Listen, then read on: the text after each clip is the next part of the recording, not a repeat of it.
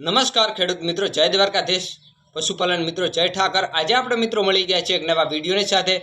વિડીયોની અંદર આજે આપણે મિત્રો વાત કરીએ તો ગાય ભેંસનું દૂધ વધારવા માટેનો મિત્રો એક આપણે ઘરેલું ઉપાય લઈને આવી રહ્યા છે. એક મિત્રો દેશી ઇલાજ લઈને આવી રહ્યા છે. 100% મિત્રો હું તમને ગેરંટી આપું છું કે આ વસ્તુઓ જે હું કહું છું એ મિત્રો ટ્રીક અપનાવીને જો મિત્રો આપણા પશુને જો ખવડાવવામાં આવે તો મિત્રો 100% ગેરંટી સાથે આપણા પશુ ગાય અને ભેંસનું દૂધ મિત્રો આપણે વધારી શકીએ છીએ. પહેલાં મિત્રો આપણે પ્રશ્નોની અંદર વાત કરીએ તો ઘણા બધા ખેડૂત મિત્રોના પશુપાલન મિત્રોના એવા પ્રશ્નો હોય છે કે અમારા પશુના દૂધ કેમ વધતું નથી. તો એ વિશે આપણે મિત્રો 3 પ્રશ્નો છે.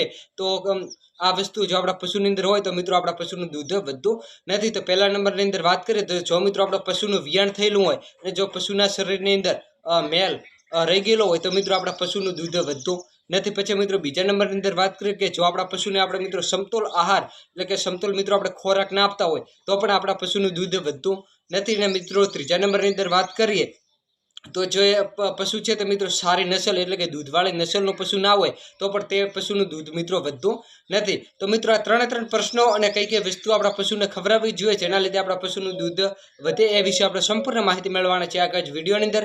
ચાલો તો આપણે મિત્રો વિડીયોની અંદર શરૂઆત કરીએ ને હું છું આપણો દોસ્ત રમેશ. મળી ગયા છે એક નવા વિડીયોની સાથે.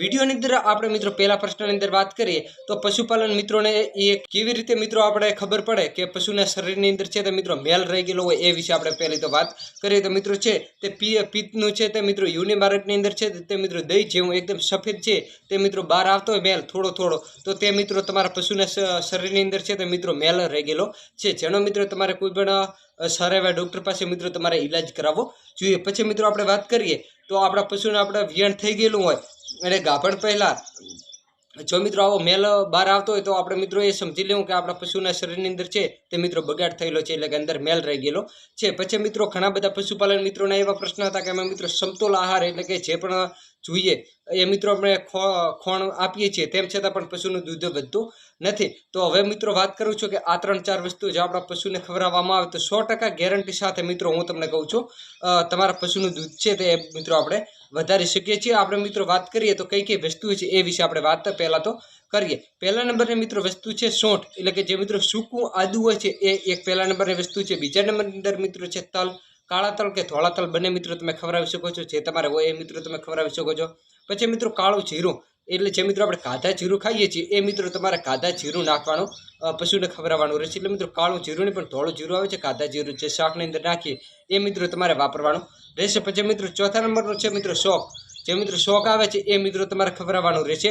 અને મિત્રો તમારે છે તે પશુને ઘી ખવડાવવાનું રહેશે. એટલે જો મિત્રો તમે જો ગાય ઉપર મિત્રો આ પ્રયોગ કરતા હોય તો ભેંસનું ઘી ખવડાવો અને ભેંસ ઉપર જો મિત્રો તમે પ્રયોગ કરતા હો તો મિત્રો તમારે છે તે ગાયનું ઘી ખવડાવવાનું રહેશે. હવે મિત્રો વાત કરીએ તો કેટલી માત્રાની અંદર કઈ વસ્તુઓ લેવી એ વિશે વાત કરીશું. ને એક છેલ્લા નંબરની વસ્તુ છે તો મિત્રો ગોળ. આટલી વસ્તુ મિત્રો તમારે લેવાની રહેશે. તો 50 ગ્રામ મિત્રો તમારે સૂંઠ એટલે કે જે મિત્રો સૂકું આદુ છે એ મિત્રો તમારે 50 ગ્રામ લેવાનું રહેશે.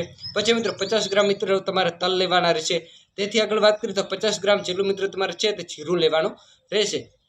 પછી મિત્રો 50 ગ્રામ શોખ લેવાનું રહેશે અને 150 ગ્રામ એટલે કે મિત્રો છે તે 150 મિલી જેટલું મિત્રો તમારે ઘી લેવાનું રહેશે. ગાયને આપતા હોય તો ભેંસનો ખવડાવવું અને ભેંસને આપતા હોય તો ગાયને ખવડાવવું. અને પછી મિત્રો છે તે 150 ગ્રામ જેટલો મિત્રો તમારે ગોળ લેવાનો રહેશે. આ જે મિત્રો વસ્તુઓ કીધી એ મિત્રો એક ટાઈમનો મિત્રો ખોરાક થયો છે. આ બધી મિત્રો વસ્તુઓને છે તમારે મિત્રો મિશ્રણ કરી લેવાનું રહેશે. એટલે કે મિત્રો જે જીરું છે પછી મિત્રો જે સૂંઠ કીધી એ મિત્રો તમારે છે તલ છે એ બધું એકદમ મિત્રો પાવડર ટાઈપ મિત્રો તમારે કરી લેવાનું રહેશે. પછી મિત્રો ઘી અને ગોળની અંદર તમારે મિશ્રણ કરી અને પછી આપણા પશુને આપવાનું રહેશે. સાંજે પશુને આપવું એટલે કે મિત્રો જ્યારે પણ આપણે 8, 9, 10 વાગી ગયા હોય પછી મિત્રો કાંઈ પણ પશુને ખોરાક નથી આપવાનો ત્યારે જ મિત્રો આપણા પશુને આપવું જોઈએ. જેના લીધે આપણા પશુને છે તે મિત્રો શરીરની અંદર રહે અને તેની અંદર મિત્રો આસાન તરીકે પાચન થાય અને દૂધની અંદર પણ મિત્રો વધારો થાય. મિત્રો તમારે સાંજે આપવાનું રહેશે. કયા પશુને આપવું? વિયાણાના મિત્રો 15 દિવસ થઈ ગયેલા હોય એ પશુને તમે આપી શકો છો. પછી મિત્રો તમારે છે તે લગાતાર 3 દિવસ આપવાનું રહેશે. એટલે કે સોમવારે આપ્યું, મંગળવાર અને બુધવાર એવી રીતે મિત્રો તમારે 3 દિવસ આપવાનું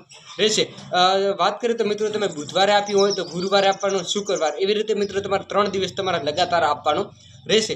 તેથી આગળ મિત્રો વાત કરીએ તો પછી મિત્રો તમારે અઠવાડિયાની અંદર 2 દિવસ આપવાનો રહેશે. અઠવાડિયા પહેલાં મિત્રો લગાતાર 3 દિવસ અને પછી મિત્રો અઠવાડિયાની અંદર 2 દિવસ તમારે આપવાનું રહેશે. અને આ મિત્રો છે જ્યાં સુધી પશુ ગાભણ થાય ત્યાં સુધી મિત્રો તમારે પશુને આપવાનું રહેશે.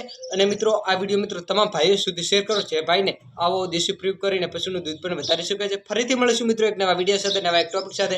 જય દ્વારકાધીશ, જય ઠાકર, જય મુરલીધર.